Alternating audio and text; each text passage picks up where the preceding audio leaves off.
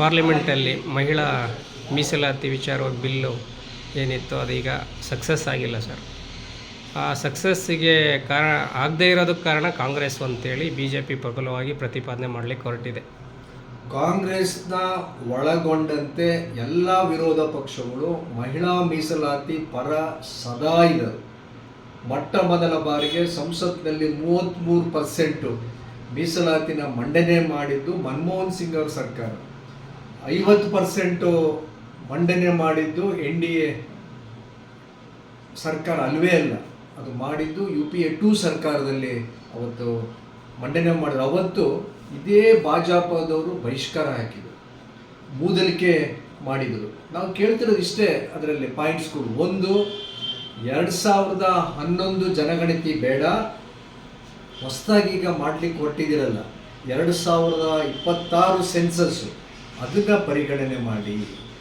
ಅದರ ಜೊತೆಗೆ ಈಗ ನೀವು ಮಹಿಳೆಯರಿಗೆ ಈಗ ಮೀಸಲಾತಿನೇ ಬೇಕು ಅಂತ ಹೊರಟಿದ್ದೀರಲ್ಲ, ಯಾವ ಆಧಾರದ ಮೇಲೆ ಹೋಗ್ತಿದ್ದೀರಾ? ವೈಜ್ಞಾನಿಕವಾಗಿ ಹೋಗಿ. ಬರೀ ನೀವು ಜನಸಂಖ್ಯೆ ಆಧಾರದ ಮೇಲೆ ನೀವು ಪಾರ್ಲಿಮೆಂಟು ಅಸೆಂಬ್ಲಿನ ಡಿವೈಡ್ ಮಾಡೋದ್ರ ಜೊತೆಗೆ ಅದರಲ್ಲಿ ತೆರಿಗೆ ಕೊಡ್ತಾ ಇರೋದು, ಆ ವಿಸ್ತೀರ್ಣ ಜಾಗದ ಎಷ್ಟಿದೆ, ಆ ಭೂಪ್ರದೇಶ ಎಷ್ಟಿದೆ, ಅದನ್ನೆಲ್ಲದನ್ನು ಪರಿಗಣನೆ ಮಾಡಿ ಸೈಂಟಿಫಿಕ್ ಆಗಿ ನೀವು ಮಾಡಿ. ಅದಾದ ನಂತರ ಮಹಿಳಾ ಮೀಸಲಾತಿ 50% ತೊಗೊಂಬನ್ನಿ. ಅದನ್ನು ನಾವೆಲ್ಲರೂ ನಿಮ್ಮ ಜೊತೆ ಇರ್ತೀವಿ ಅಂತಲೇ ಹೇಳ್ತಾ ಇದ್ದೀವಿ. ಆದರೆ ಎಂಥ ವಿಪರ್ಯಾಸ ಇದು!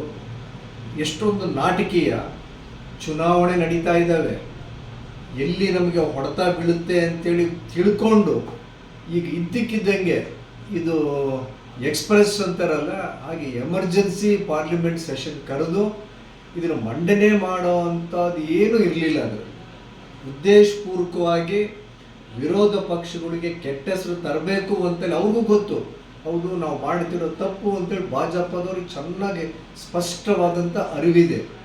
ಹಾಗಾಗಿ ಅವ್ರಿಗೆ ಚೆನ್ನಾಗಿ ಗೊತ್ತು, ಎಲ್ಲ ವಿರೋಧ ಪಕ್ಷದವರು ಇದ್ರ ಅಪೋಸ್ ಮಾಡ್ತಾರೆ ಅಂತ ಗೊತ್ತಿದ್ರೂ ಸಹಿತ ಉದ್ದೇಶಪೂರ್ವಕವಾಗಿ ಇವತ್ತಲ್ಲಿ ಮಂಡನೆ ಮಾಡಿದರು. ಅದಕ್ಕೆ ಎಲ್ಲರೂ ಒಗ್ಗಟ್ಟಾಗಿ ಪಾಠ ಕಲಿಸಿದರು. ಇದರ ಮುಂದೆ ಕಾಂಗ್ರೆಸ್ ಸರ್ಕಾರ ಡೆಲ್ಲಿನಲ್ಲಿ ಅಧಿಕಾರಕ್ಕೆ ಬಂದೇ ಬರುತ್ತೆ, ಅವಾಗ ವೈಜ್ಞಾನಿಕವಾಗಿ ಇದನ್ನು ಇಂಪ್ಲಿಮೆಂಟೇಷನ್ ಮಾಡೇ ತೀರ್ತಾರೆ. ಅಲ್ಲ ಸರ್, ನಿಮಗಿರೋ ಆತಂಕ ಏನು ಸರ್? ಈಗ ಬಿಲ್ ಪಾಸ್ ಆಗೋದ್ರಿಂದ ಆಗುವಂಥ ನಷ್ಟ ಏನು ಸರ್? ಯಾವ ಆಧಾರದ ಮೇಲೂ ಮಾಡ್ತಾರೆ? ಹಳೇದು ಬೇಡ ನಮಗೆ, 2011 ಸೆನ್ಸಸ್ ಬೇಡ ನಮಗೆ. ಈಗಿನ 2026 ಏನು ಹೋಗ್ತಿದಾರಲ್ಲ ಜನಗಣತಿ, ಇದ್ರ ಬೇಸಿಸ್ ಮೇಲೆ ಮಾಡಿ. ಹಾಗೇನೆ ಇನ್ನು ಕ್ಷೇತ್ರಗಳು ವಿಂಗಡಣೆ ಆಗಿಲ್ಲ, ಇನ್ನು ಡಿಲಿಮಿಟೇಷನ್ ಆಗಿಲ್ಲ. ಇನ್ನು ಈಗ ಹೇಗೆ ಅವಾಗ ಹಣದ್ದು ಮಾಡಿದ್ರಲ್ಲ, ಅವಾಗ ದುಡ್ಡಿಂದು ಅಮಾನತು ಮಾಡಿದ್ರಲ್ಲ, ಎಂಥ ಅಪರಾಧ ಮಾಡಿದ್ರಲ್ಲ ಡಿಮಾನಿಟೈಸೇಷನ್ನು, ಈಗಲೂ ಅದೇ ತಪ್ಪನ್ನೇ ಮಾಡಲಿಕ್ಕೆ ಹೊರಟಿದ್ದಾರೆ. ಇದನ್ನು ಅಪೋಸ್ ಮಾಡ್ತಾ ಇದ್ದೀವಿ ನಾವು. ಇದನ್ನು ಮಹಿಳಾ ಮೀಸಲಾತಿನ ಅಲ್ವೇ ಅಲ್ಲ, ಸುಳ್ಳದು. ಅದನ್ನು ಜನಗಳಿಗೆ, ಅದರಲ್ಲೂ ಮಹಿಳೆಯರಿಗೆ ತಪ್ಪುದಾರಿಗೆ ಎಳಿತಾ ಇದ್ದಾರೆ. ಓಕೆ, ಸೊ ಈಗ ನೀವು ಮಹಿಳೆಯರ ಪರ ಇದ್ದೀರಾ ಅಂತ ನಿಮ್ಮ 100 ಪಾಲು.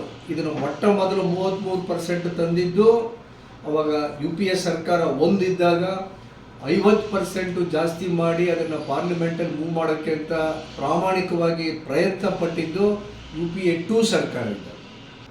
ಮಹಿಳೆ ಪರ ನಾವಿದ್ದೀವಿ ಅಂತ ಹೇಳೋದಕ್ಕೆ ಅದನ್ನು ಶ್ರೀಮತಿ ಮೋಟಮ್ಮ ಅವರು ಮಹಿಳಾ ಮಕ್ಕಳ ಸಚಿವರಾಗಿದ್ದಾಗ ಮೊಟ್ಟ ಮೊದಲು ಮಹಿಳಾ ಸಂಘಗಳನ್ನ ಸ್ಥಾಪನೆ ಮಾಡಿ ಇಡೀ ದೇಶಕ್ಕೆ ಮಾದರಿಯಾದದನ್ನು, ಮಹಿಳೆಯರು ಈಗಲೂ ಸಂಘಟನೆ ಮಾಡ್ಬೋದಾ ಅಂಥೇಳಿ ತೋರಿಸ್ಕೊಟ್ರು.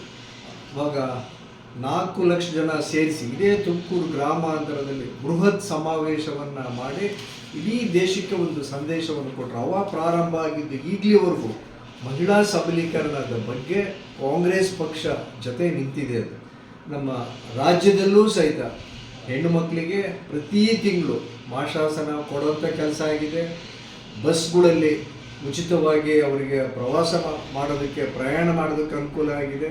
ಇದರಿಂದ ನಮ್ಮ ಕರ್ನಾಟಕ ರಾಜ್ಯದ ಒಂದೇ ಅಲ್ಲ, ಇದು ಹೌದು ಇಡೀ ನಮ್ಮ ದೇಶದಲ್ಲಿ ಬೇರೆ ಬೇರೆ ರಾಜ್ಯಗಳು ಸಹಿತ ಇದನ್ನು ಇಂಪ್ಲಿಮೆಂಟೇಷನ್ನು ಮಾಡ್ತಾ ಇದ್ದಾರೆ. ಅದರ ಜೊತೆಗೆ ಪ್ರತಿಯೊಂದು ಚಟುವಟಿಕೆಗಳಲ್ಲೂ ಮಹಿಳೆಯರಿಗೆ ನಾವು ಪ್ರಾಮುಖ್ಯತೆ ಕೊಟ್ಟೇ ತೀರ್ತಾ ಇದ್ದೀವಿ. ಮನೆ ಯಜಮಾನಿಗೆ 2,000 ಕೊಡ್ತೀವಿ.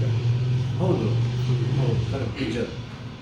ಸರ್ಕಾರ ಯಾವತ್ತೂ ಮಹಿಳಾ ಸಬಲೀಕರಣಕ್ಕೆ, ಮಹಿಳೆಯರ ಸ್ವಾತಂತ್ರ್ಯಕ್ಕೆ ಒತ್ತು ಕೊಟ್ಟಿದ್ದಾರೆ.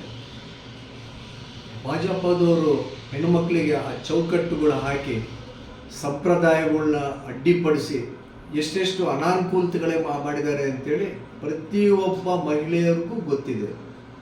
ಎಲ್ಲೆಲ್ಲಿ ಈಗ ಮಹಿಳೆಯರುಗಳು ಇವತ್ತು ಮಾತಾಡ್ತಿದಾರಲ್ಲ, ನೀವು ಸುಮ್ಮನೆ ಕೇಳಿಸ್ಕೊಡಿ ಅದನ್ನು. ಈ ಬಿಲ್ ಪಾಸ್ ಮಾಡ್ತೀಯಲ್ಲ, ಅದನ್ನೇ ಒಂದು ಉದಾಹರಣೆ ಇಟ್ಕೊಂಡು ಹೇಳ್ತಿದ್ದಾರೆ. ಎಷ್ಟು ಇದನ್ನು ಅನ್ಸೈಂಟಿಫಿಕ್ ಆಗಿ ಮಾಡ್ತಾ ಇದ್ದಾರೆ. ಯಾಕೆ ಇದನ್ನು 2026 ಜನಗಣತಿ ಮೇಲೆ, ಆ ಬೇಸಿಸ್ ಮೇಲೆ ಯಾಕೆ ಇದನ್ನು ಮಾಡ್ತಾ ಇಲ್ಲ? ಇದರಲ್ಲೂ ಅವರ ದುರುದ್ದೇಶ ಇದೆ. ಅದರಲ್ಲಿ ಕೊಟ್ಟಂಗೂ ಆಗಬೇಕು, ಒಡೆದಂಗೂ ಆಗಬೇಕು. ಯಾಕೆ ಇನ್ನೊಂದು 3-4 ತಿಂಗಳಲ್ಲಿ ಸೆನ್ಸಸ್ ಮುಗಿದೋಗ್ಬಿಡುತ್ತೆ. ಇದು ಅವಾಗ ಮಾಡಿದರೆ ಇದನ್ನು ಎಲ್ಲರೂ ಹೋಗ್ತಾ ಇದ್ರು. ಕ್ಷೇತ್ರ ಮರು ವಿಂಗಡಣೆ ಆಗೋದು, ಅವಾಗಿನ್ನ ಹೆಚ್ಚಿಗೆ ಸಂಖ್ಯೆಯಲ್ಲಿ ಹೆಣ್ಮಕ್ಳಿಗೆ ಅನುಕೂಲತೆಗಳು ಸಿಗೋದು ಅಂತೇಳಿ ನಮ್ಮೆಲ್ಲರ ಉದ್ದೇಶ. ಇದರಲ್ಲೂ ನಾವು ಹೇಳ್ತಾ ಇದ್ವಿ, ಮಹಿಳಾ ಮೀಸಲಾತಿನ ರಾಜಕೀಯ ಅಸ್ತ್ರವಾಗಿ ಉಪಯೋಗಿಸ್ಕೊಳ್ತಾ ಇದ್ದಾರೆ BJPನವರು ಅಂತೇಳಿ. ಅದು ನಿಜ ಆಗಿದೆ. ಉದ್ದೇಶಪೂರ್ವಕವಾಗಿ, ಅವೈಜ್ಞಾನಿಕವಾಗಿ ಹೊಸ ಸೆನ್ಸಸ್ನ ಪರಿಗಣನೆ ಇಲ್ದಂಗೆ ಹಳೇದು 16 ವರ್ಷದ ಹಳೆ ಸೆನ್ಸಸ್ನ ಇಟ್ಕೊಂಡು ಹೆಣ್ಣುಮಕ್ಕಳಿಗೆ ಅನ್ಯಾಯ ಮಾಡ್ತಿರೋದನ್ನು ನಾವೆಲ್ಲರೂ ಖಂಡಿಸ್ತಾ ಇದ್ದೀವಿ. ಹಾಗೆಯೇ ಹೆಣ್ಮಕ್ಳು ಪ್ರತಿಯೊಬ್ಬರೂ ಇದಕ್ಕೆ ಧ್ವನಿಗೂಡಿಸ್ಬೇಕು.